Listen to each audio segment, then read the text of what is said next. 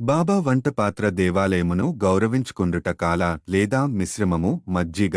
గత అధ్యాయంలో బాబాగారి చావడి ఉత్సవం వర్ణించాము. ఈ అధ్యాయంలో మనం బాబా వంటపాత్ర మొదలై వాటి గురించి చదువుకుందాము. తొలి పలుకు: ఓ సద్గురు సాయి, నీవు పావనమూర్తివి. ప్రపంచమంతటికీ సంతోషాన్ని ప్రసాదించావు.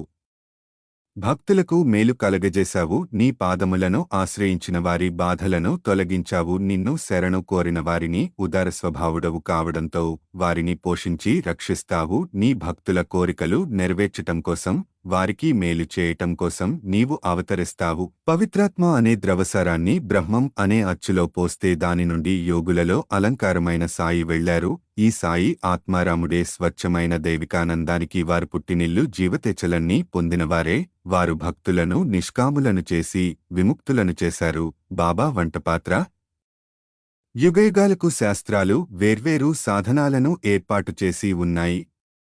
కృతయుగంలో తపస్సు, త్రేతాయుగంలో జ్ఞానం, ద్వాపరయుగంలో యజ్ఞం, కలియుగంలో దానం చేయాలని శాస్త్రాలు ఘోషిస్తున్నాయి. దానాలన్నింటిలో అన్నదానమే శ్రేష్టమైంది. మధ్యాహ్నం 12 గంటలకు భోజనం దొరకకపోతే మనం చాలా బాధపడతాము. అలాంటి పరిస్థితులలో ఇతర జీవులు కూడా అలాంటే బాధపడతాయి. ఈ విషయం తెలిసి ఎవరైతే బీదలకు, ఆకలితో ఉన్నవారికి భోజనం పెడతారో వారే గొప్ప దాతలు. తైత్తిరీయోపనిషత్తు ఇలా చెబుతుంది: ఆహారమే పరబ్రహ్మ స్వరూపము. ఆహారము నుండే సమస్త జీవులు ఉద్భవించాయి. చచ్చిన తరువాత అవి తిరిగి ఆహారంలో ప్రవేశిస్తాయి. మిట్ట మధ్యాహ్నం మన ఇంటికి ఎవరైనా అతిథి వచ్చినట్లయితే వారిని ఆహ్వానించి భోజనం పెట్టడం మన విధి. ఇతర దానాలు అనగా ధనం, బట్టలు మొదలైనవి ఇస్తున్నప్పుడు కొంచెం విచక్షణ కావాలి. కానీ ఆహార విషయంలో అలాంటి ఆలోచన అనవసరం. మన ఇంటికి మిట్ట మధ్యాహ్నం ఎవరు వచ్చినా వారికి మొట్టమొదట భోజనం పెట్టాలి. కుంటి, గ్రుడ్డి, రోగిష్ఠులు వచ్చినట్లయితే వారికి మొట్టమొదట భోజనం పెట్టిన తరువాత ఆరోగ్యవంతులకు, అటు తరువాత మన బంధువులకు పెట్టాలి. మన బంధువులు మొదలైన వారికి పెట్టడం కంటే నిస్సహాయులైన అంగవికలాంగులు తదితరులకు పెట్టడం ఎంతో శ్రేయస్కరం. అన్నదానం లేకపోతే ఇతర దానాలు ప్రకాశించవు. ఎలాగంటే చంద్రుడు లేని నక్షత్రాలలా, పతకం లేని కంఠహారంలా, పింఛం లేని కిరీటంలా, కమలం లేని చెరువులా, భక్తిలేని భజనలా, కుంకుమబొట్టులేని పుణ్యస్త్రీలా, బొంగురు కంఠం కలవాడి పాటలా, ఉప్పులేని మజ్జిగలా రుచించవు. అన్ని వ్యంజనముల కంటే పప్పుచారు ఎలా ఎక్కువో అలాగే అన్ని పుణ్యాలలో అన్నదానం ఎక్కువ. బాబా ఆహారం ఎలా తయారుచేసి పంచి పెడుతూ ఉండేవారో చూద్దాము. బాబా కోసం చాలా తక్కువ భోజం కావలసి ఉండేది. అది కొన్ని ఇళ్ల నుండి భిక్షాటన చేసి తెచ్చుకునేవారని ఇదివరకే తెలుసుకున్నాము. ఏనాడైనా అందరికీ భోజనం పెట్టాలని బాబా నిశ్చయించుకున్నట్లయితే మొదటి నుండి చివరి వరకు కావలసిన ఏర్పాట్లు అన్నీ వారే స్వయంగా చేసుకునేవారు. ఈ విషయమై వారు ఇతరులపై ఆధారపడలేదు. ఎవరికీ బాధ కలగచేయలేదు. మొట్టమొదట బజారుకు వెళ్లి ధ్యానం, పిండి, మసాలా దినుసులు మొదలైనవి అన్నీ నగదు ఇచ్చి కొనేవారు. వారే విసురుతూ ఉండేవారు. మసీదు ముందున్న ఖాళీ స్థలంలో మధ్యన పొయ్యి పెట్టి దానిపై పెద్ద వంటపాత్రలో కొలత ప్రకారం నీళ్లు పోసి పెట్టేవారు. వారి దగ్గర వంటపాత్రలు 2 ఉన్నాయి. ఒకటి పెద్దది 100 మందికి సరిపోయేది. రెండవది చిన్నది 50 మందికి మాత్రం సరిపోయేది. ఒక్కొక్కప్పుడు చక్కెర పొంగలి వండేవారు, మరొకప్పుడు మాసపు పులావు వాడేవారు. ఒక్కొక్కప్పుడు పప్పుచారు ఉడుకుతున్నప్పుడు గోధుమ పిండి బిళ్లలు అందులోకి వదిలేవారు. మసాలా వస్తువులను చక్కగా నూరి దాన్ని వంటపాత్రలో వేసేవారు. పదార్థాలు చాలా రుచిగా ఉండడానికి ఎంతో శ్రమ తీసుకోవాలో అంత శ్రమను పడుతుండేవారు. అప్పుడప్పుడు అంబలి వండేవారు.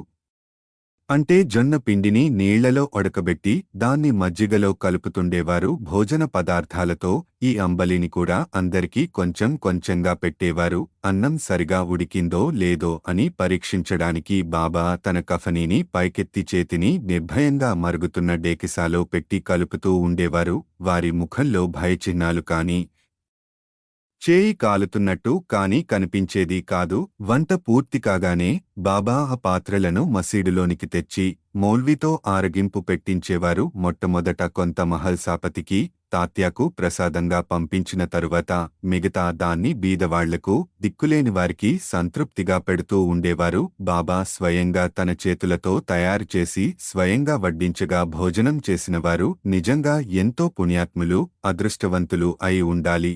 బాబా తన భక్తులందరికీ శాకాహారం, మాంసాహారం ఒకే రీతిగా పెడుతుండేవారా అని ఎవరికైనా సందేహం కలగవచ్చు. దీని జవాబు సులభం, సామాన్యమైనది.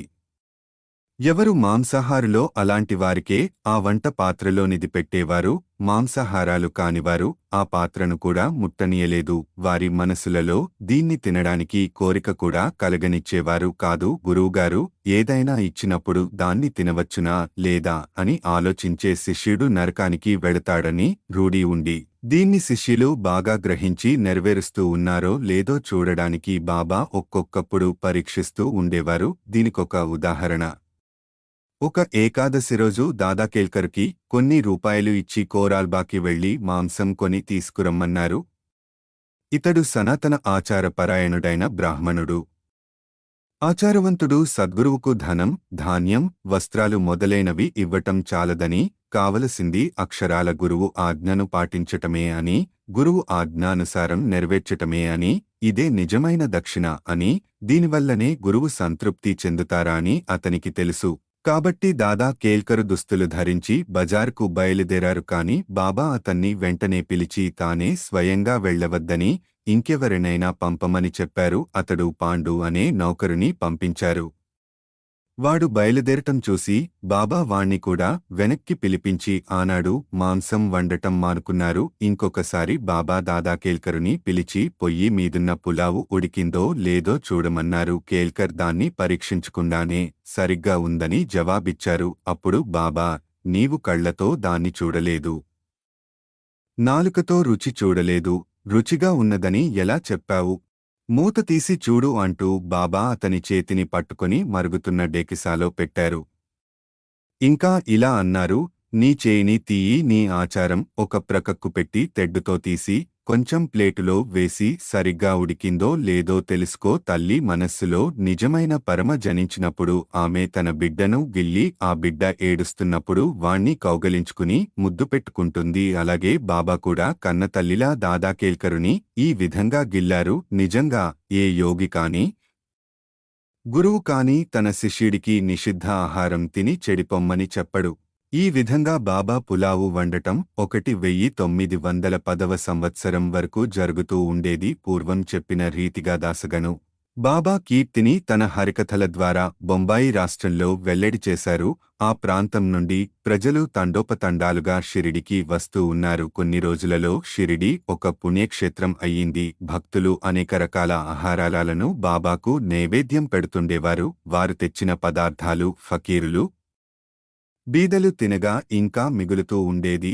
నైవేద్యాన్ని ఎలా పంచి పెట్టేవారో చెప్పడానికి ముందు బాబాకు షిరిడీలోని దేవాలయాలలో, అందులో దేవతల పట్ల గల గౌరవాన్ని చాటే నానాసాహెబు చాందోర్కరు కథ తెలుసుకుందాం. నాసాహెబు దేవాలయమును అగౌరవించుట ఎవరికి తోచినట్టు వారు ఆలోచించి ఊహించి బాబా బ్రాహ్మణుడని కొందరు, మహమ్మదీయుడని మరికొందరు చెబుతుండేవారు. నిజంగా బాబా ఏ జాతికి చెందినవారు కాదు. వారెప్పుడు పుట్టారో, ఏ జాతిలో పుట్టారో, వారి తల్లిదండ్రులు ఎవరో ఎవరికీ తెలియదు. కాబట్టి వారు బ్రాహ్మణుడు కాని మహమ్మదీయుడు కాని ఎలా కాగలరు? వారు మహమ్మదీయులు అయినట్లయితే మసీదులో ఎప్పుడు ధుని ఎలా మండనిస్తారు? అక్కడ తులసి బృందావనం ఎలా ఉంటుంది? శంఖం ఊదడానికి ఎవరు ఒప్పుకుంటారు? గంటలను మ్రోగించటానికి ఎవరు సమ్మతిస్తారు? సంగీత వాద్యాలను ఎలా వాయించనిస్తారు? హిందువుల మతం ప్రకారం షోడశోపచార పూజలను ఎలా జరగనిస్తారు? వారు మహమ్మదీయులు అయినట్లయితే వారి చెవులకు కుట్లు, రంధ్రాలు ఎలా ఉంటాయి? గ్రామంలోని హిందూ దేవాలయాలన్నిటికీ ఎలా మరమ్మత్తు చేయించారు? బాబా హిందూ దేవాలయాలను, దేవతలను ఏమాత్రం అగౌరవించినా ఊరుకునేవారు కాదు. ఒకరోజు నానాసాహెబు చాందోర్కర్ తన షడ్డకుడు అయిన బినివాలియాతో షిరిడికి వచ్చారు.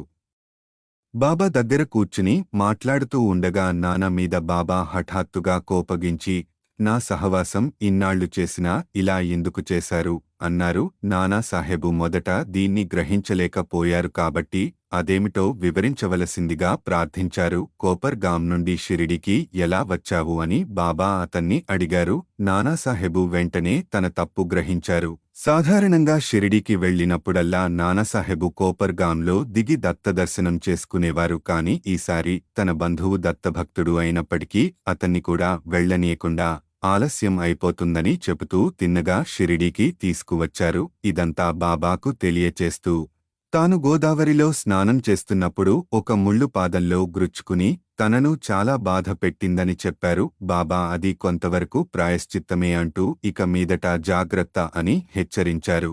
కాల మిశ్రమము. ఇక నైవేద్యం ఎలా పంచిపెట్టేవారో చూద్దాము. హారతి తరువాత భక్తులందరికీ ఊదితో తమ ఆశీర్వాదాలు ఇచ్చి పంపించేసిన తరువాత బాబా మసీదులోకి వెళ్లి నింబారువైపు వీపు పెట్టి కూర్చుంటూ ఉండేవారు. కుడివైపు ఎడమవైపు భక్తులు పంక్తులలో కూర్చుంటూ ఉండేవారు. నైవేద్యం తెచ్చిన భక్తులు పళ్లేలను మసీదులో పెట్టి బాబా ఆశీర్వాదం కోసం ఊదీ కోసం కనిపెట్టుకుని బయట నిలబడుతూ ఉండేవారు. అన్ని రకాల ప్రసాదాలు బాబాకు వస్తుండేవి. పూరీలు, మండెగలు, బొబ్బట్లు, బాసుంది, సాంజా, పరమాన్నం మొదలైనవన్నీ ఒకే పాత్రలో వేసి బాబా ముందు ఉంచేవారు. బాబా దీన్ని దైవానికి అర్పించి పావనం చేస్తూ ఉండేవారు. అందులో కొంత భాగం బయట కనిపెట్టుకుని ఉన్నవారికి పంచి తక్కినది బాబాకు అటూ ఇటూ 2 వరుసలలో కూర్చున్న భక్తులు సంతృప్తిగా తింటుండేవారు.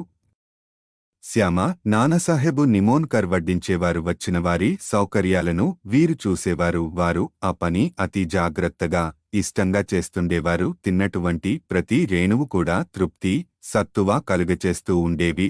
అది అలాంటి రుచి, ప్రేమ, శక్తి కలిగిన ఆహారము. అది సదా శుభ్రమైనది, పవిత్రమైనది. ఒక గిన్నెడు మజ్జిగ. ఒకరోజు హేమాడ్ పంతు మసీదులో అందరితో కడుపు నిండా తిన్నారు.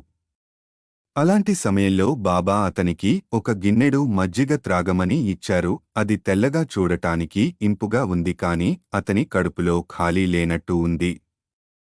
కొంచెం పీల్చగా అది అత్యంత రుచిగా ఉండింది. అతను గుంజాటన కనిపెట్టి బాబా అతనితో ఇలా అన్నారు, దాన్ని అంతా త్రాగు, నీకిక్క మీదట ఇలాంటి అవకాశం దొరకదు. అతడు వెంటనే దాన్ని అంతా త్రాగారు. బాబా పలుకులు సత్యమయ్యాయి. ఎలాగంటే త్వరలో బాబా సమాధి చెందారు. పాఠకులారా, హేమాడ్ పంతుకి మనం నిజంగా నమస్కరించాలి. అతను గిన్నెడు మజ్జిగను ప్రసాదంగా త్రాగారు. కాని మనకు కావలసినంత అమృతాన్ని బాబా లీలల రూపంగా ఇచ్చారు. మనం ఈ అమృతాన్ని గిన్నెలతో త్రాగి సంతృప్తి చెంది ఆనందించదముగాక.